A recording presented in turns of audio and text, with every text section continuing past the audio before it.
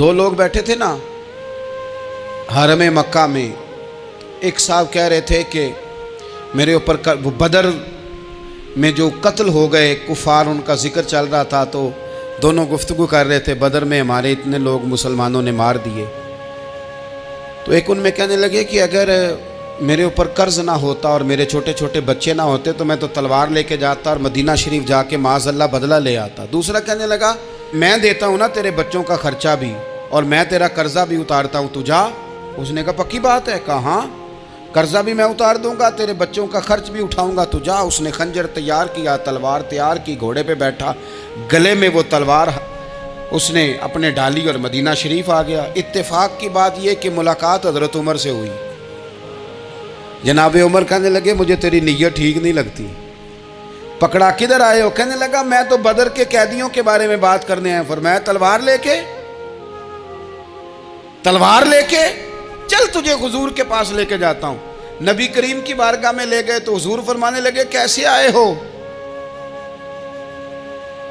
کیسے آنا ہوا؟ کہنے لگے جی میں تو بدر کے جو قیدی آپ کے پاس ہیں ان کی بات کرنے آیا تھا. تو حضور فرمانے لگے چل پھر باقی کی میں سناؤں. خیال آیا مسلمان نیک و بد پہچان جاتے ہیں، محمد آدمی کے دل کی باتیں جان جاتے ہیں صلی اللہ تعالی علیہ وسلم. فرمایا میں سناؤں؟ حضور کیا؟ فرمایا تم اور فلاں بن فلاں وہاں بیٹھے ہوئے تھے نا حرم مکہ میں فلاں پہاڑ کے ساتھ ٹیک لگا کے، اور تم نے یہ کہا تھا نا کہ قرضہ نہ ہوتا، بچے چھوٹے نہ ہوتے تو بدر کے مقتولین کا میں بدلہ لیتا. یہ سارا کچھ طے کر کے پھر آئے ہو تلوار لے کے، اور یہاں کہتے ہو میں قیدیوں کے بارے میں بات کرنے آیا تھا. اس کے تو پسینے چھوٹ گئے، وہ تو بے حال ہو گیا. اس نے کہا اس کا تو سوائے اس کے اور میرے کسی کو نہیں پتا، اور اگر آپ کو پتا چل گیا ہے تو پھر آپ اللہ کے سچے رسول ہیں.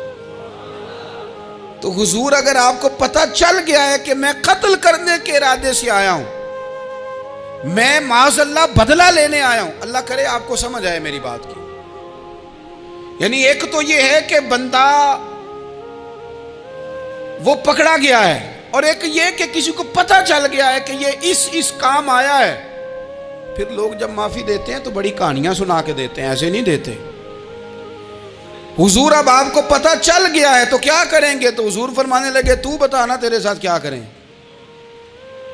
اس نے کہا کہ میں نے سنا ہے آپ معاف بڑا کر دیتے ہیں. یعنی یہ گھر سے کو پیار کرنے نہیں آیا، پھولوں کا گلدستہ لے کے نہیں آیا، تلوار لے کے آیا، لیکن یہ میرے محبوب کا حوصلہ ہے. اور آیا بھی عین مسلمانوں کے بیچ ہے، جو چاہیں اس کے ساتھ کر سکتے ہیں. اس نے کہا معاف کر دیں، تو حضور نے فرمایا جا میں نے معاف کیا. حضور نے معاف کیا. وہ کہتا حضور معاف کر رہے تھے اور رب میرے دل میں ایمان کو تازگی عطا فرما رہا تھا. حضور نے معاف کیا اور میں نے کلمہ پڑھنا شروع کر دیا. ہم معافی نہیں دیتے، کبھی کبھی صلح تو کر لیتے ہیں، صلح ہو جاتی ہے، پنچایت میں صلح ہو گئی، پھر لڑائی ہوئی، پھر بات شروع سے شروع ہو گئی کیونکہ ہم نے معافی، پھر وہ بات شروع ہو گئی 1955 سے.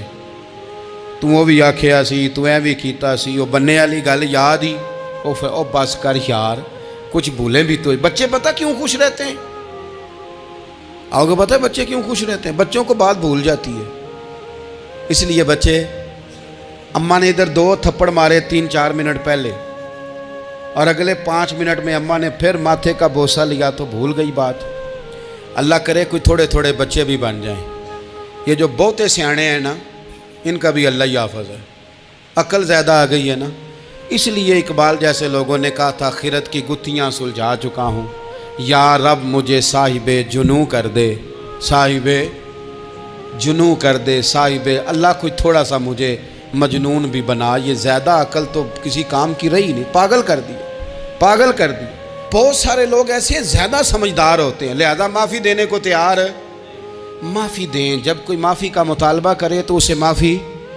سب سے مشکل کام ہوتا ہے لمبی لسٹ والے دشمن کو معاف کرنا.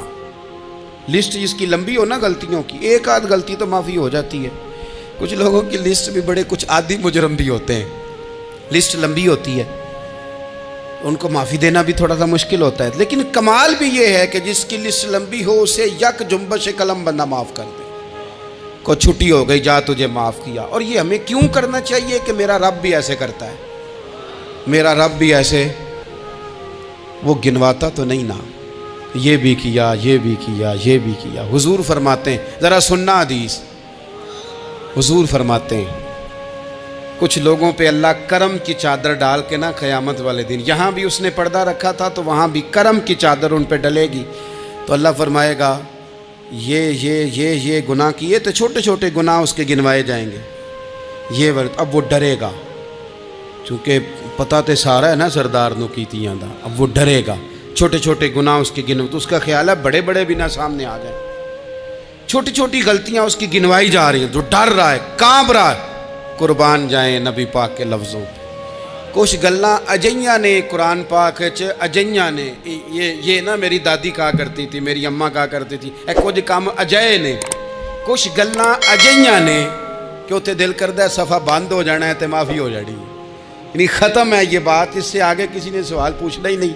چھوٹے چھوٹے گناہوں کا اللہ تذکرہ فرمائیں، یہ کیا یہ کیا یہ کیا، یا اللہ ہو گیا، اب بندہ ڈر رہا ہے کہ بڑے بڑے بھی سامنے آ جائیں گے، لیکن چھوٹے گناہوں پہ ہی فل سٹاپ لگا کے نا، تو رب فرمائے گا یہ جو تیرے گناہ ہیں نا، اس کے بدلے تجھے نیکیاں دی جا رہی ہیں، تو نے سچی توبہ کی تھی تو ان گناہوں کو بدل کے نیکیاں بنایا جا رہی ہیں۔ پہلے ڈر رہا تھا، حضور فرماتے ہیں، اب فٹافٹ بول پڑا، کہنے لگا یا اللہ میں نے تو بڑے بڑے بھی کیے ہیں، یعنی اگر چھوٹوں کی نیکیاں بن گئی ہے تو وہ پاپ کدھر ہیں، بڑے بڑے وہ میرے کدھر ہیں۔ کریم یہ بات کر رہے ہیں اور صحابہ رو رہے ہیں، میں نے تو بڑے بڑے بھی کیے ہیں، بڑے بڑے کدھر ہیں۔ اللہ تعالیٰ بندوں کو معاف فرماتا ہے، رب اپنے بندوں کو وہ معاف کرتا ہے۔ اگر اللہ معاف نہ کرے تو جتنے جرم ہمارے رب کو ہمارا پتہ ہے، بتاؤ سویرے روٹی ملے، سانس ملے، شعور قائم رہے، جب مالک اتنا معاف کرتا ہے تو ہم اس کے بندوں کو کیوں نہیں معاف کرتے؟ کر دیں معاف۔ پکے لوگ کھڑے تھے، پکے دشمن کھڑے تھے فتح مکہ کے دن حضور کے سامنے، اور کچھ لوگ ایسے ہوتے ہیں جن سے امید نہیں ہوتی، اپنے ہوتے ہیں کہ یہ والا جملہ، اور بندہ کہتا ہے یار تجھے تو نہیں نہ کہنا چاہیے تھا، کوئی اور کہتا مجھے، کہتے ہیں، یہ نہ سمجھیں کہ لوگ کہتے نہیں، کہنے والے، یہ بات ہی آپ چھوڑ دیں کہ کوئی آپ کو کچھ کہے گا نہیں، یہ چھوڑ دیں۔ مخلوق تو اس طرح کی بات ڈھونڈ کے لاتی ہے کہ انسان پریشان ہو جاتا ہے کہ یار میں یہ کر سکتا تھا، میں نے کیا نہیں، اور جو میں نے کیا نہیں وہ تو نے میرے کھاتے ڈال دیا ہے۔ ایسے لوگ سامنے کھڑے ہو گئے فتح مکہ کے دن کہ جن کے چہروں سے ان کی زیادتیاں عیاں ہو رہی تھیں، ان کے ظلم چھلک رہے تھے چہروں سے، حضور کے سامنے کھڑے ہیں، کانٹے بچھانے والے بھی، روڑے مارنے والے بھی، گلے میں رسیاں ڈال، سارے کھڑے ہیں۔ حضور نے فرمایا بتاؤ تمہارے ساتھ کیا سلوک کروں؟ انہوں نے کہا آپ کریم ہیں، تو حضور نے پتہ کیا کہا؟ قرآن پاک میں ایک سورہ یوسف ہے، کچھ لوگوں کو لفظ یہ قصہ بھی بڑا برا لگتا ہے، تو اللہ فرماتے ہیں نحن نقص علیک احسن القصص، محبوب ہم آپ کو ایک سونا قصہ سنانے لگے، اس کو اللہ نے قصہ کہا، سونا قصہ، سورہ یوسف کو۔ تو سورہ یوسف کیا ہے بھلا؟ ذرا انداز دیکھیے سورہ یوسف کا۔ پہلے حضرت یوسف لاڈلے ہیں باپ کے، لاڈلے، پھر اسی جناب یوسف کے منہ پہ تماچے ہیں، پھر وہی جناب یوسف کنویں میں ہیں، پھر کنویں سے بچ گئے، کنویں میں گرا بھی بندہ کبھی بچتا ہے، بچ گئے، اللہ کی شان ہو تو بچ جاتا ہے، بچ گئے، فرماتے ہیں میں نے سمجھا بچ گیا ہوں، جب بچ گیا تو بڑی تکلیف ہوئی، بھائیوں نے کہا ہمارا غلام ہے، ہم نے بیچنا ہے، سگے بھائیوں نے بیچا، جو باپ کی طرف سے سگے تھے بیچا، فرماتے ہیں میں بکا، اب بڑا پریشان تھا کہ یار کبھی آپ غور کریں نا کسی کا ریٹ لگ جائے، فرماتے ہیں اب بڑا پریشان تھا، اور جب میں مصر میں گیا تو میں کونے میں کھڑا ہوں اور لوگ مجھے خرید رہے ہیں۔ محبت میں یہ قصہ سنانا تو آسان ہے کہ بی بی اٹی لے کے آ گئی تھی، پر جو بیکرا ہے اس کا بھی تو حال دیکھو نا کیا ہے، اس کا ریٹ لگ رہا ہے، یہ بھی تو بڑی۔ اور جناب یوسف کہتے ہیں پھر عزیز مصر نے خرید لیا تو بادشاہ کے گھر گیا تو کچھ سکھ کا سانس آیا، یہ حضرت یوسف ہیں، یہ لاڈلے ہیں، فرماتے ہیں سکھ کا سانس لیا ہی تھا کہ جناب زلیخا نے الزام لگایا، اور وہ غلطی معاذ اللہ جس کا تصور بھی نہیں، اس کی پاداش میں سالوں جیل کاٹا۔ لیکن خدا کی حکمت ہے نا، اللہ کا کرم ہے نا، جس ملک کے وہ قیدی تھے رب نے اسی ملک کا حکمران بھی بنا دیا۔ یہ اللہ کی حکمت ہے نا، تقاضے ہیں نا۔ صبح کے تخت نشین شام کے مجرم ٹھہرے، ہم نے پل بھر میں نصیبوں کو بدلتے دیکھا۔ وہ جو چاہے جب چاہے کر دے۔ تو جب وہی بھائی مجبور ہو کر سوالی بن کر سامنے آئے ہیں، پتہ کیا ہوتا ہے، بندہ معاف کر دیتا ہے، بہت سارے لوگ معاف کرتے ہیں پر کہانیاں سنا کے، پتہ جے نا ادوں کی آکھیا ساجے، پتہ جے نا ادوں کی کیتا ساجے، پھر پتہ جے نا تسی اے بھی آندے سو، یہ ساری کہانیاں سنا کے۔ لیکن حضرت یوسف کے سامنے کھڑے ہو گئے، جناب یوسف نے بات چھیڑی کوئی نہیں، فرمایا تم سے بات ہی کوئی کرنی، جاؤ تمہیں سارا کچھ معاف کیا۔ اب جب یہ لوگ مکے والے حضور کے سامنے کھڑے، اس طرح معافی دینی چاہیے۔ یہ جب سامنے کھڑے ہوئے تو حضور نے فرمایا پتہ ہے تمہارے ساتھ کیا سلوک کرنے والا ہوں؟ کہا حضور نہیں، فرمایا وہی جو جناب یوسف نے بھائیوں کے ساتھ کیا تھا، پچھلا صفحہ پلٹنا ہی کوئی نہیں، جاؤ تمہیں معاف کیا، جاؤ تمہیں معاف کیا، جاؤ تمہیں معاف کیا۔ اور صرف معاف نہیں کیا، ساتھ عزت بھی دی۔ سب سے زیادہ مقابلے تو حضرت ابو سفیان نے کیے تھے نا، آخر تک وہ آئے تھے، آج وہ کلمہ پڑھ رہے ہیں، سردار ہیں، کلمہ پڑھ رہے ہیں، تو نبی پاک نے صرف معافی نہیں دی، عزت بھی دی۔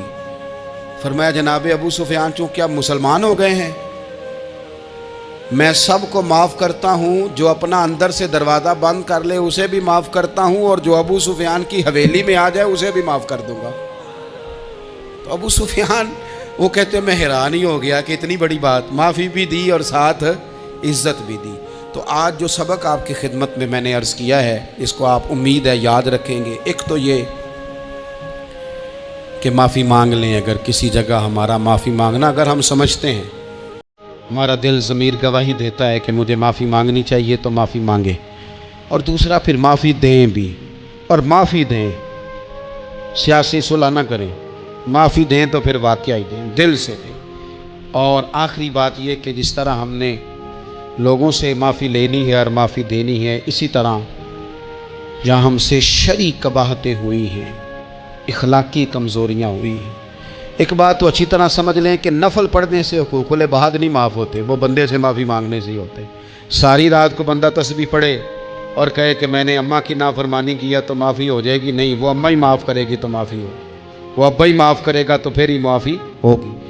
تو جو جہاں شریعت کی مخالفت کی ہے وہاں بھی معافی مانگیں، اللہ کے حضور گڑ گڑائیں، توبہ کریں، اور توبہ بدل جانے والی کریں، تبدیل ہو جانے والی توبہ کریں۔ معافی مانگ بھی لیں، معافی دے بھی دیں، اور آپ سے یہ بھی گزارش کروں گا کہ جہاں اللہ رسول کی ہم سے نافرمانی ہوئی ہے وہاں تنہائی میں 2 نفل پڑھ کے، تنہائی میں اللہ تعالیٰ سے بھی معافی کے خواستگار ہوں۔ یاد رکھیں جب اس کی خفیہ تدبیر آ گئی تو پھر معافی کا وقت ہو سکتا ہے خدا نہ کرے ہمیں نہ مل سکے، تو اب وقت ہے، خوب استغفار کریں، خوب معافی مانگیں۔ تو دوستو آج کے لیے بس اتنا ہی۔ اگر آپ کو ویڈیو پسند آیا ہو تو ویڈیو کو ایک لائک اور چینل کو سبسکرائب کرنا مت بھولنا، اور کمنٹ میں ضرور بتانا آپ کو ویڈیو کیسا لگا۔ تو چلو پھر ملتے ہیں نیکسٹ ویڈیو میں۔